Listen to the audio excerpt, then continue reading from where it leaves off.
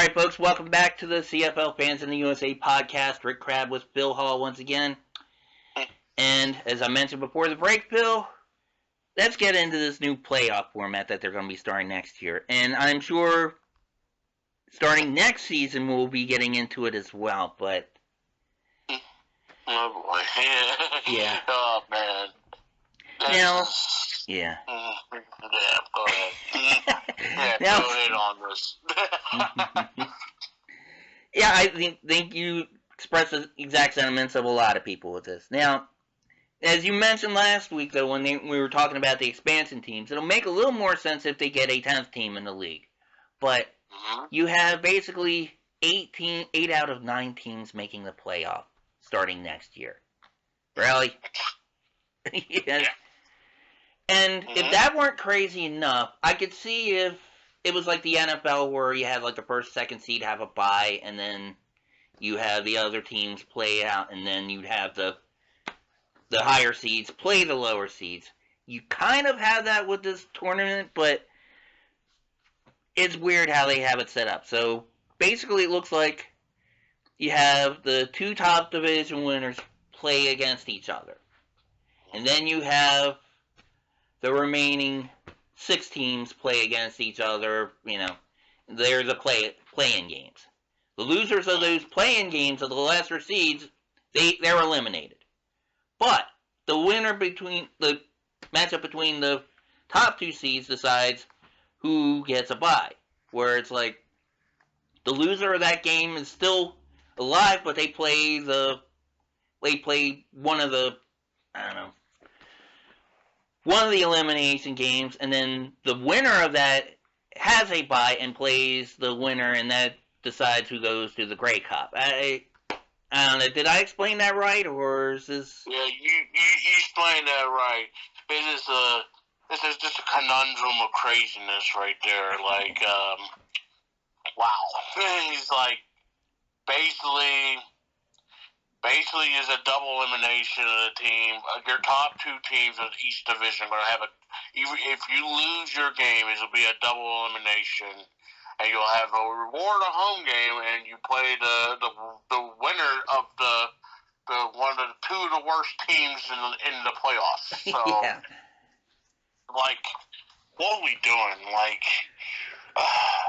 it's like, I understand they want to get more cities, you know. I mean, it's like in any sports league, you expand into wild cards, because for years baseball didn't have that, and then they introduced wild cards. You get more cities to host more playoff games and more revenue. I get that part of it, but yeah, I don't know. I mean, it's like you could get like a 4 or 5 win teams. I mean, last year's Argos could probably go to the playoffs in this format. I mean, I don't know. Yeah.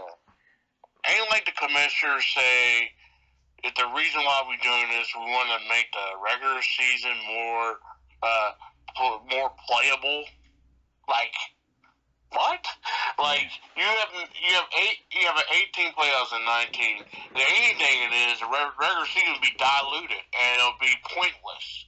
You know, basically you telling me, and I hate to say it like this, you could have a 4 or 5 win team might make the playoffs and have a chance to win the Grey Cup. That's insanity. Now, a couple of years ago, and I ain't gonna lie, there's a couple of times there's an 8 and 10 team, and there was a 7 and 11 team. But having a 4 and 5 win team have a chance to make the playoffs is insane. And that means if you're the 9th team, that's an instant fire by the head coach. Yeah, pretty much. Pretty much. Like I say, like, only thing I like about it, you moved the regular season to the first week of May, and I'm okay with that. But the whole having 8 teams is just ridiculous. Like, yeah, and you know, Bill, you always have that one team that gets lucky towards the end. It gets hot at the end of the season, and then sometimes they break through. I mean, you and I talk about the UFL a lot.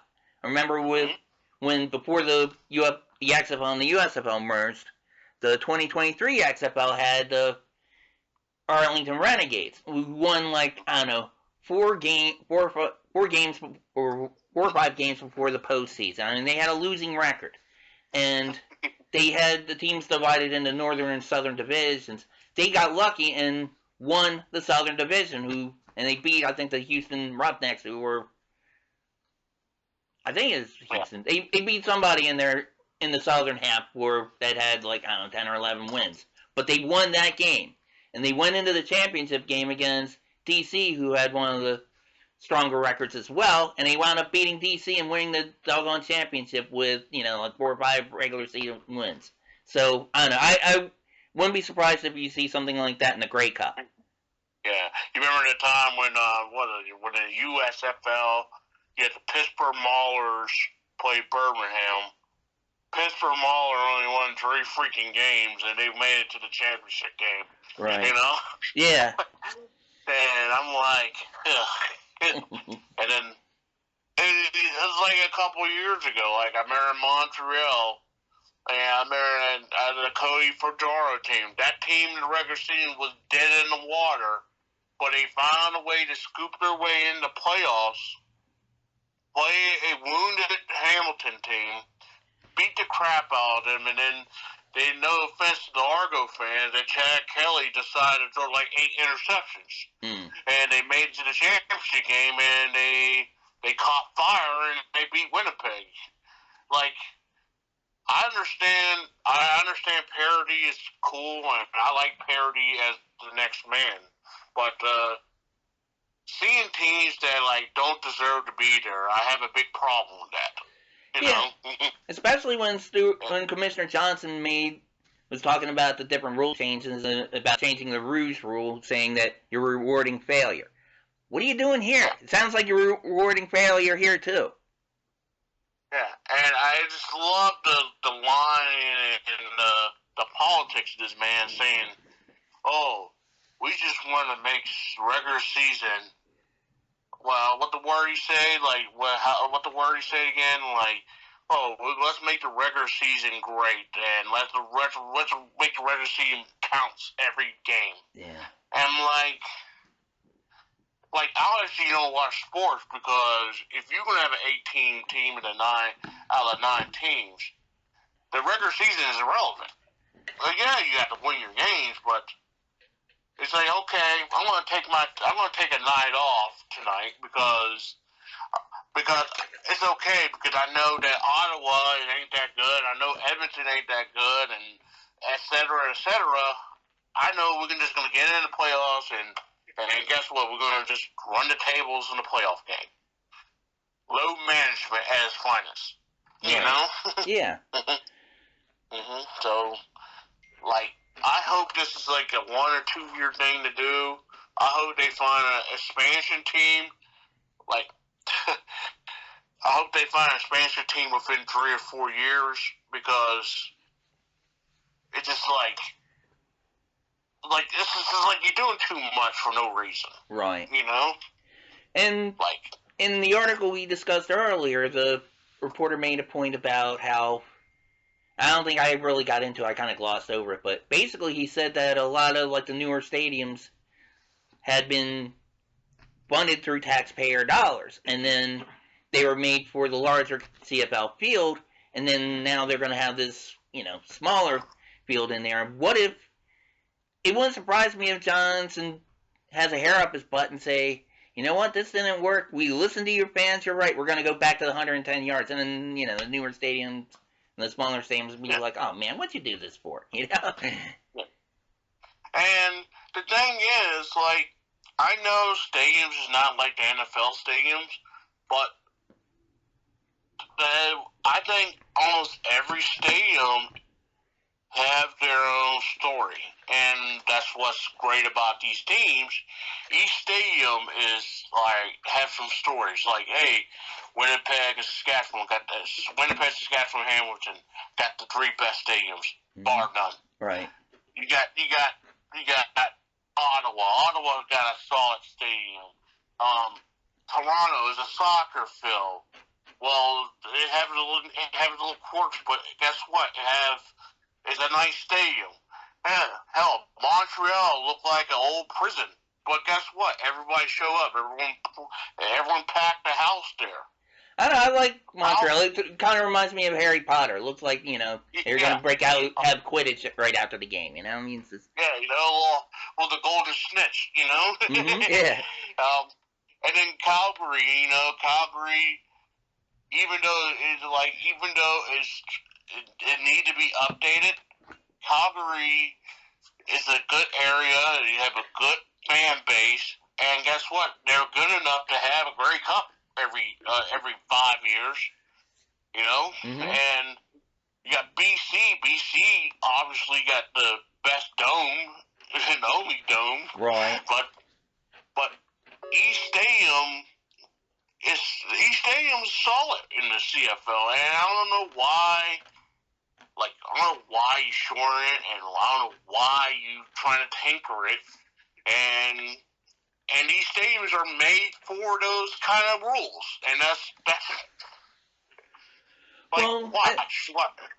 I think you mentioned it last week, Bill. So Johnson came from, his background is he worked for TSN, and I watched a lot of those broadcasts of those games.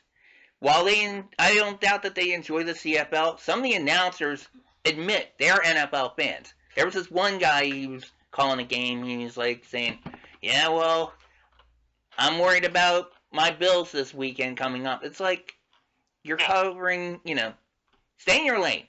You're covering Canadian football. Shut up. We don't care about the NFL. I mean, the ownership of the Argos, they care about the Bills because they have a partnership with them, but, fans are like, shut up, back to our game.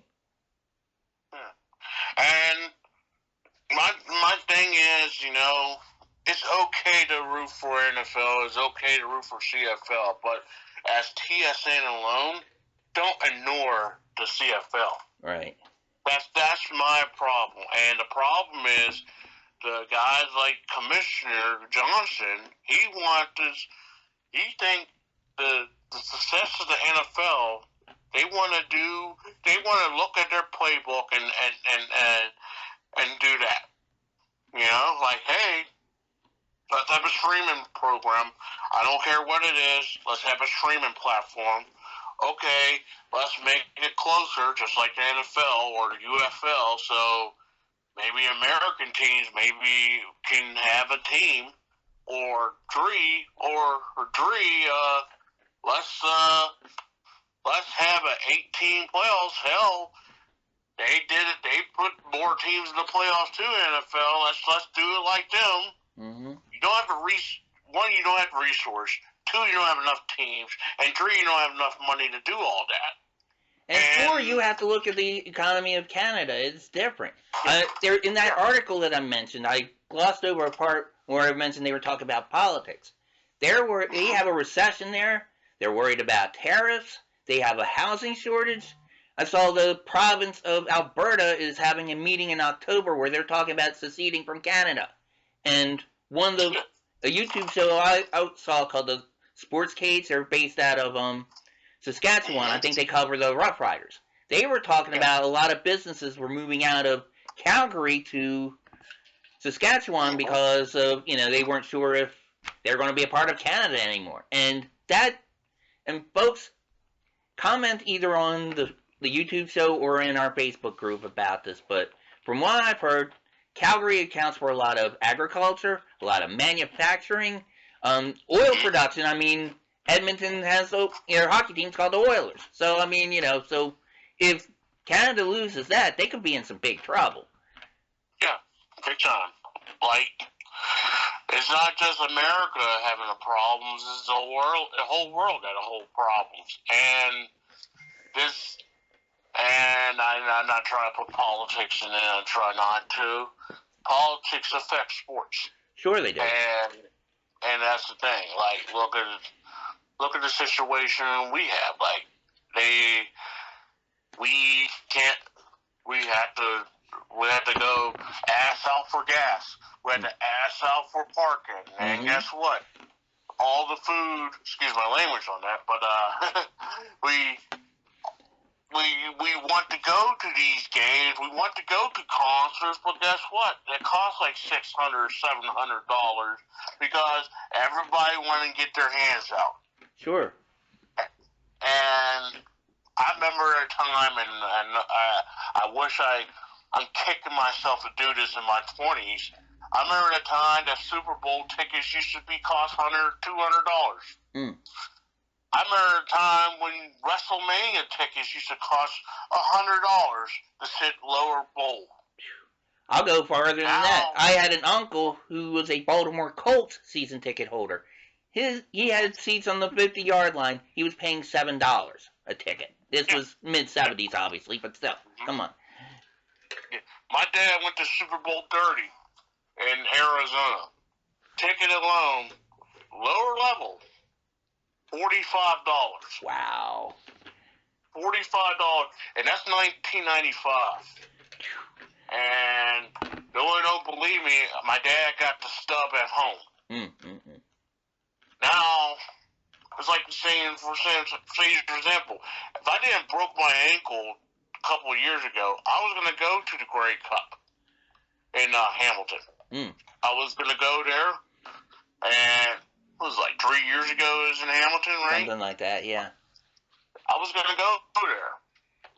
And back then, even though it was a little pricey, it was $200. Right. It was $200, and it wasn't that bad. Now, with the recession in Canada and the whole world, even America, now going to the Grey Cup and even McMahon Stadium, tickets alone is starting at $500, $600. And that's not counting for how you get there. I mean, air flights are a nightmare with prices and stuff. I mean, I don't know. And this is like, I don't know what their situation of airports in Canada, but in America airports, it's a mess. Yeah. You know? And the fact is, everything's going up and everyone's having problems. And some reason, I think sports can help problems sometimes, I think. Sure, it's a diversion. Yeah, absolutely. And it's a sad thing you just told me, because I didn't know about this whole Alberta is trying to, it ain't getting their way. They want to get out of Canada. Right. And a lot of business, like you say, a lot of business. Hell, there'll be a lot of business, research around the world come from Calgary. You know? Yeah. And I think the United States gets a lot of its oil from Canada, and it's probably from that part of it. So if they separate, and who knows what could happen. Yeah. And this is like there's a whole can of worms opening, and I think like a lot of those little towns might try to secede from Canada. It's like, I don't know, and that's the problem. And Calgary still have a Stampeders, you know, or the Flames, or well, yeah. whoever The funny thing is that with the Flames, they're building a new rink, and my day job is basically I work for an oven manufacturer. They got a big contract with the Calgary Flames for a bunch of new ovens and burners for their rink. So I'm curious to see what'll happen with that. But maybe nothing. But who knows? I mean, they should have the rink. I think they'll have the rink built before October anyway. But still, yeah. Yeah, and then they're talking about, and this is a March 2026. People can look it up. This is me paraphrasing.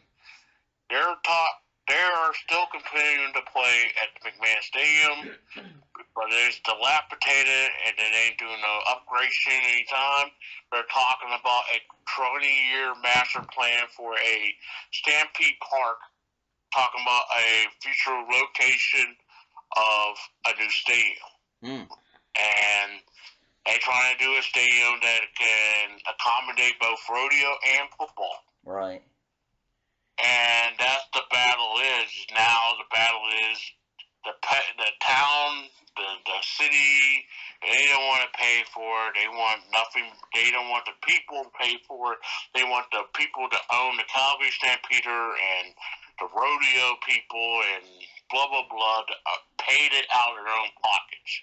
Right. So, and on one hand, I commend the people for that because there are so many cities and states, including where I live, that'll bend over and be like, okay, yeah, NFL, we'll build you a new stadium. Sure. NHL, we'll build you a new rink, you know. We'll pay for the roads and, you know, we'll give you tax breaks and all kinds of stuff. So I can understand governments who don't want to do that, but, you know, if you're a sports fan, you're kind of like, oh, yeah, but I get it. Yeah, it's either, I could see both sides of that argument. It's like when the Steelers had AccuShort. Well, we're still going to call it Heinz Field. The backstory of Heinz Field, that the governor at that time, Ed Riddell, big Philadelphia guy. He's a big Eagles guy. He's all about He's pro Philadelphia. He wanted Pennsylvania because the mayor of Pittsburgh wanted to have a new stadium. Like, hey, we don't have enough money. We want a new stadium for our baseball team. We need a new stadium for our football team. What can we do to get our football team a new stadium? And Riddell say, hey, if you really want a new stadium, I'll fund the stadium, but here's the deal. Your people in Allegheny County, that's in Pittsburgh, and the counties around it, had to pay for the Philadelphia Eagles and the Philadelphia Phillies new stadium. And, you know, we bent over and we took it. Right. You know? And I think that's one thing a lot of people don't realize with this stuff. It's kind of like, I mean, they'll build Camden Yards or M&T Bank here. It's not just Baltimore paying for it. It's the rest of Maryland. And it's everybody who pays taxes, whether you like sports or not. I mean, there are people who like liberal arts and the symphony and hate team sports, but they, you know what, they got to pay for it too. And also where a lot of the city and the state governments get the money from, the federal government. So my taxes are paying for the Eagles and the Steelers and the Pirates and the Phillies, and your taxes are paying for the Orioles and the Ravens and the rehab to Capital One Arena for the Capitals and everything else. So yeah, it affects a lot more than they let on. But yeah. And that's the thing. And yeah, and I really hope Calgary get their stuff together, and because I think Calgary is a important part of the CFL personally, you know. I mean, seeing some of the videos for the Grey Cup, it looks like a beautiful city too. It looks it looks like they even have their own version of like a CN Tower and stuff. I saw videos of it. I thought it was like a few weeks after I left Toronto with Kim, and it's like I thought it was Toronto at first, but yeah. And I have fans who's Calgary fans. They say they go up to the games and say it's very beautiful, it's very peaceful, it's very nice, and people's nice. The stadium, even though it's a little bit outdated, but it's like, okay, it's fan friendly, and it's like it's fun. It's a fun experience up in McMahon Stadium. Sure, and a lot of old stadiums too. I think a lot of times people have memories attached to them and all. I think the reason why you have the new stadiums, it's not so much for the fans as it is the owners want a new toy to play with. You're Stan Kroenke, you know, it's like, yeah, I'm from Missouri, but you know what? The Dome in St. Louis is a dump. I can get a new shiny new toy in Los Angeles, and you know, and I'll even get like another team and get money from them to go in with me. So you know, that's what it is. They want the skyboxes. They want the dome so they can have Super Bowls and Final Fours and you know other large events too. So yeah. And like every time, like I say, back to Calgary, like I can't wait to see the Grey Cup in Calgary because it's outdoor. You got no shade. It's cold up there.